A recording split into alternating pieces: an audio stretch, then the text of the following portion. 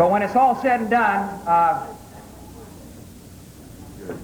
the end of the year, I can promise you this will be a football team that the city of New Orleans and the state of Louisiana will be very, very proud of. Thank you very much.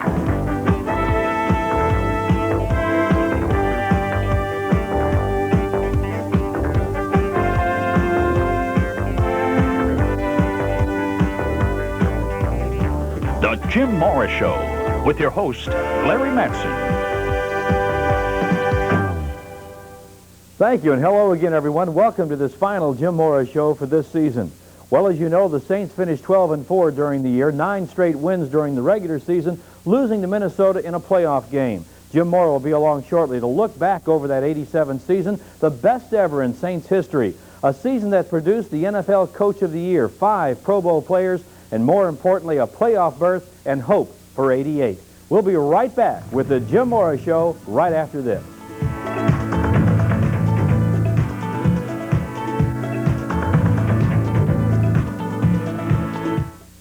Divided the season into 2 halves, so let's take a look at the highlights of the first half of the 1987 season.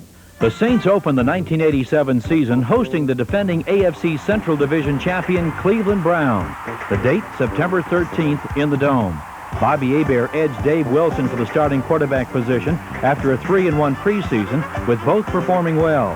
Hebert hit 13 of 22 passes for 149 yards, but it was Reuben Mays and his rushing for 147 yards that caught most everyone's attention. Tight end Hobie Brenner scored twice with 5 catches. And the Saints defense set a record with 2 sacks for safeties in a 28-21 victory. Week 2 had New Orleans traveling to Philadelphia with a strike deadline looming. The Saints had never been 2-0 to start a season, and they wouldn't be in '87, losing to the Eagles 27-17 in a city where Jim Mora's team once dominated the USFL.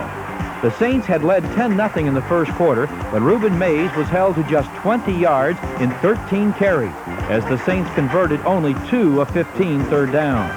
Defensively, however, a trend began in this game that continued throughout the season. Vaughn Johnson had 11 tackles, Ricky Jackson 10 and a sack, and Pat Swilling a sack in the loss. Week 3 was canceled due to a strike, leaving an empty Superdome and some disgusted fans. I'm going to turn them all in. Y'all want to strike? I'm going to strike. Game 3 was played with replacement players as Union veterans picketed outside the Dome. 15 players on the roster had Saints camp experience, and that may have been a major factor as the Saints beat the Rams 37-10 with 30,000 vocal fans attending. New records were set with Mike Waters taking in a John Fourcade pass for 82 yards for a score, breaking the Kilmer to Abramowitz catch made in 1967, and the Saints improved to 2-1.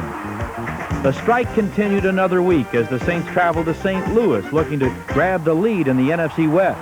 Dwight Beverly tied a record by rushing 35 times as the offense gained 368 yards with 30 first downs. The defense allowed a team record 4 net yards passing, but the special teams gave up 17 points, and the Saints lost 24-19 to slip to 2-2. Game 5 was played in Soldier Field, Chicago, again with replacement players while veterans continued walking picket lines. The special teams made a complete turnaround with 2 blocked punts, and John Fourcade displayed the gutty, tough competitor image he was known for at Ole Miss.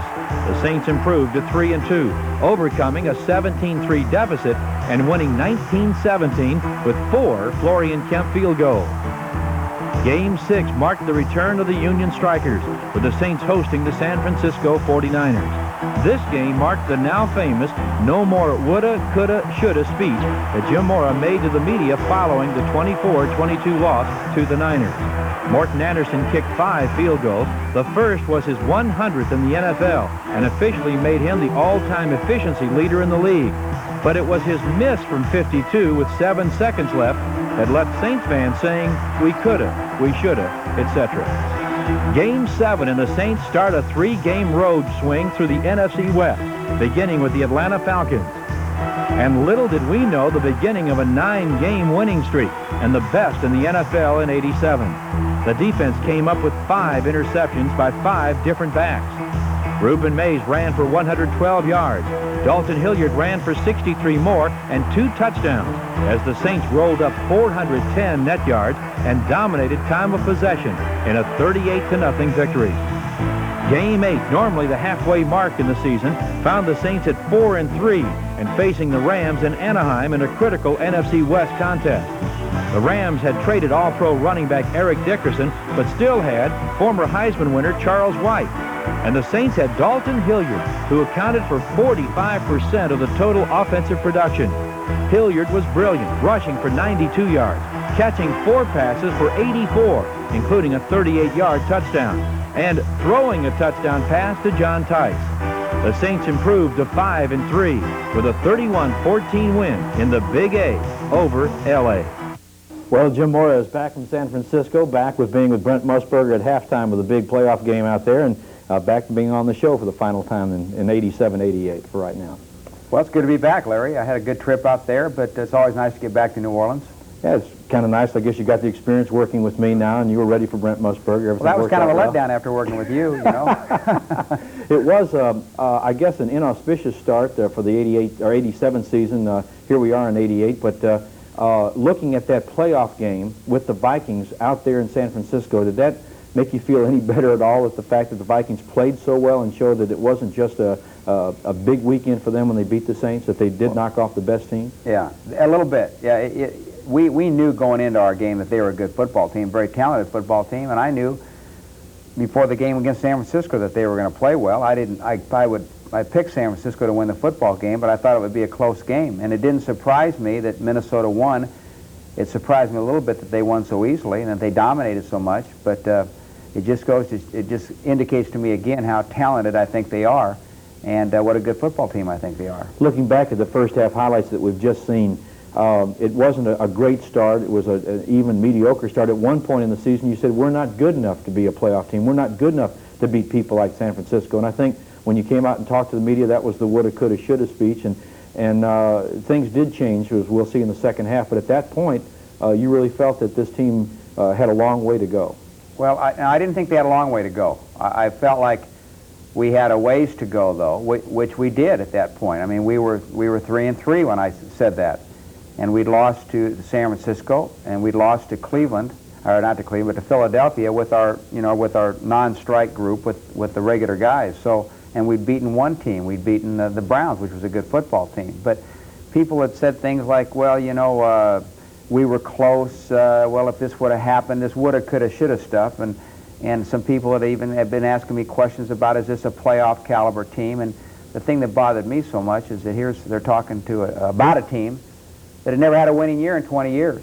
And all of a sudden they're saying, well, are you a playoff team, that kind of stuff. No way yet. You don't get these things. You can't be considered this kind of a team until you prove that you are, which we eventually did. All right, and we'll be taking a look at that eventually did in just a moment, right after this.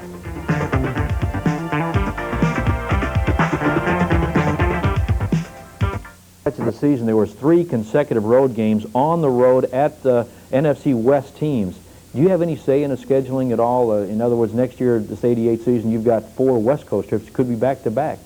Hopefully we don't get back-to-back trips out to the West Coast, but there's a chance that we could, and I have absolutely nothing to say about it, nor does anybody in our organization. It's all done by the league office regarding stadium availability and all those kind of things. All right, let's take a look now at the second half of the season, the 9 straight winning games and a playoff berth at the end. Week 9 of the season found the Saints traveling to San Francisco for a critical rematch with the 49ers. A victory would put the Saints within 1 game of the NFC West lead. Perhaps the play of the game took place in the 3rd quarter when rookie Reggie Sutton blocked Ray Wersching's field goal attempt and Johnny Poe scooped it up and raced 61 yards for the score. Morton Anderson kicked a 40-yard field goal into the wind with 1:06 left to give the Saints a hard-fought 26-24 win and improve their record to 6-3 and their best ever division record of 4-1. Jim Mora conceded for the first time that his team was a contender. Week 10 had the Saints back home after 3 consecutive road games, but the opponent was the defending Super Bowl champion New York Giants. Big plays were becoming a Saints trademark, and against the Giants, the Saints picked off 5 interceptions, recorded 5 quarterback sacks, and blocked a punt. Johnny Poe blocked it. Gene Atkins recovered it, and the Saints beat New York 23-14. The win was the 4th in a row and put the Saints at 7-3, needing one win to assure their first winning season ever. Game 11, Three River Stadium, Pittsburgh. The Steelers in the hunt for a divisional title. The Saints one game behind San Francisco and looking for the history-making win.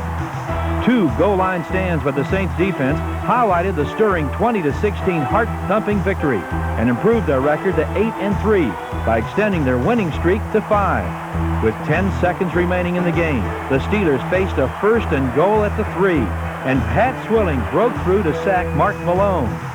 Dave Waymer's interception on the next play ended it and preserved the victory. No Saints team had ever won 9 games in a season. To accomplish that in Week 12, the Saints would have to beat a stubborn Tampa Bay team starting rookie Vinny Testaverde at quarterback.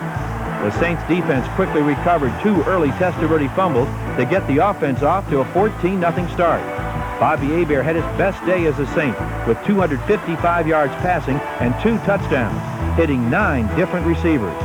Mel Gray returned a punt 80 yards to set a team record as the Saints set a team standard with 6 great wins and a 9-3 record. This win also assured the Saints of their first playoff berth. Week 13, the Saints hosted the Houston Oilers, knowing they were in the playoffs, but also knowing the NFC West divisional title was still within reach. Michael Adams blocked a punt, the 8th for the Saints special teams in '87. Bobby Hebert tossed 3 touchdown passes, 2 of them to Eric Martin, and Dalton Hilliard rushed for 93 yards in leading the Saints to their 7th straight win and 10th of the season. Week 14 found the Saints on the road in Riverfront Stadium, Cincinnati, on a dark, overcast day. Bobby Hebert re-injured his right knee as the Saints found themselves down by 21 points before halftime.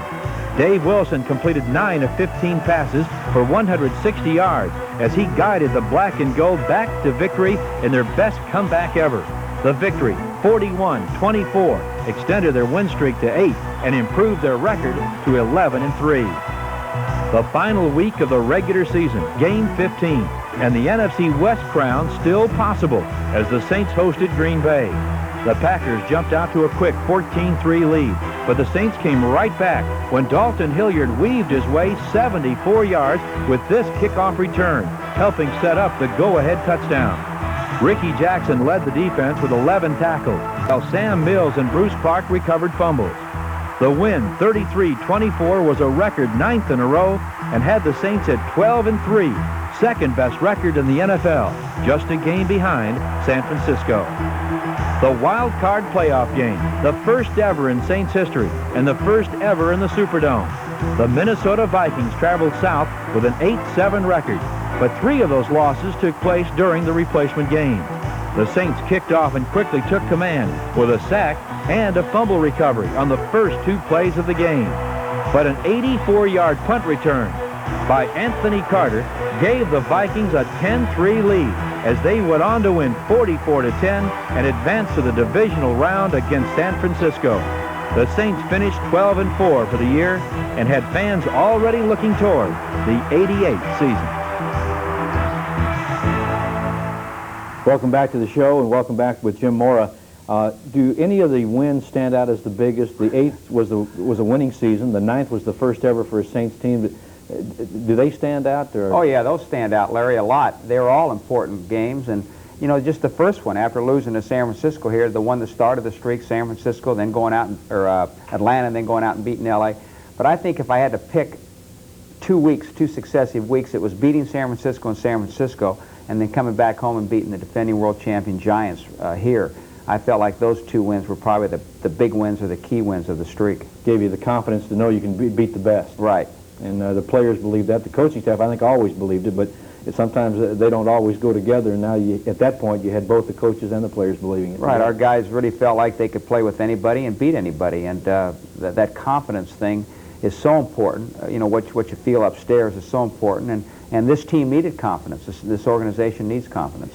Tom Benson had told Bob Costas on national TV he predicted the team would go 12-3, and this is at a point, I don't know, maybe it was a 6-3 year at that point, and he was predicting that, of course, an owner feels that way all the time, but as coaching, as coaches on your coaching staff, each one just went out 1 week at a time. You were able to keep a pretty level-headed approach each week and zero in on that particular week. You didn't let the players look ahead 2, 3, 4 weeks ahead.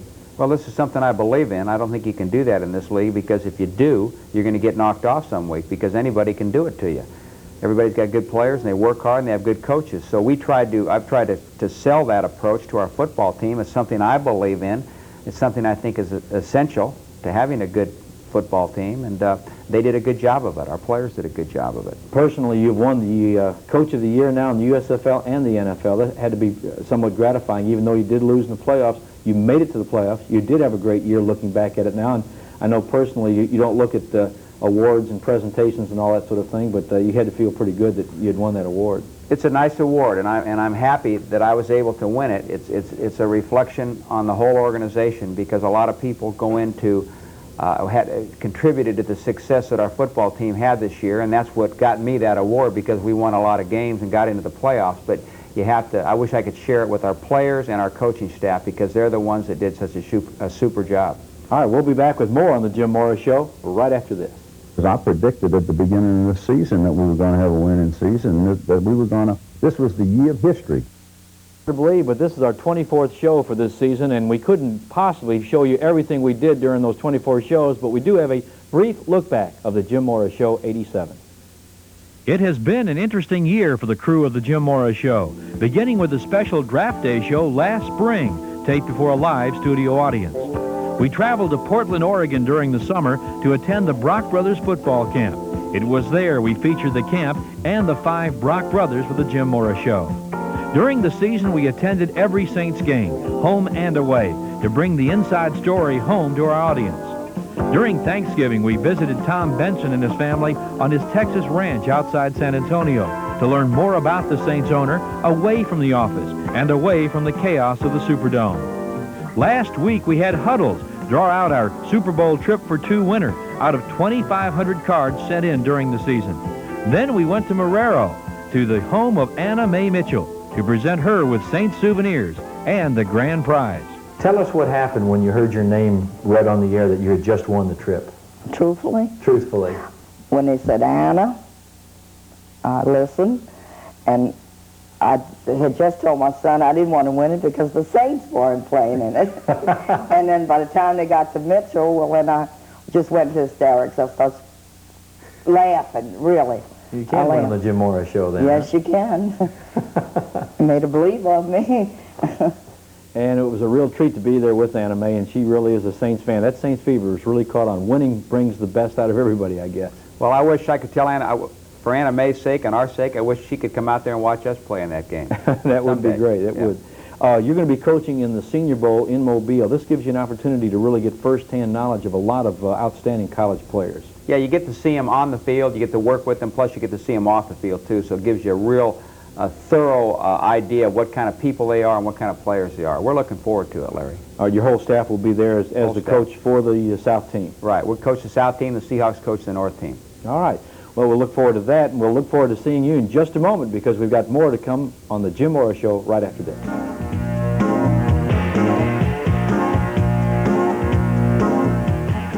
Welcome back to the show. Jim, last year I asked you if your staff had learned a lot being in the NFL for the first year. Now you've got 2 years under your belt and a playoff. Is there more pressure to win now that you have one? Oh, I think so. Everybody will be expecting more from our football team next year than they did, of course, this year. And we'll be expecting more from ourselves, our players and our coaching staff. So there will be more pressure, although there's always pressure. The fans were very much behind you this year, and I'm sure they'll be behind you again next year. And doggone it, the opening game of preseason will be the Minnesota Vikings. That's right. We can't shake these guys, Larry. We end up with them, and we start out with them just like last year. You know, we ended up with them in '86. We started out with them with the preseason in '87, and we're doing the same thing again. So hopefully they'll win the Super Bowl, and we'll get a chance to play the Super Bowl champions. All right, well, good luck to you, and I certainly have enjoyed working with you again this year. It's been a real pleasure for me also. We hope to have all of you back next year right here on the Jim Mora Show. And as we close out, I want you to take a look at some of the people we caught with our camera that are behind the scenes, some of the people you have seen on the show, some of the people you haven't seen on the show, but they've all contributed in some way to this great 1987 New Orleans Saints football team.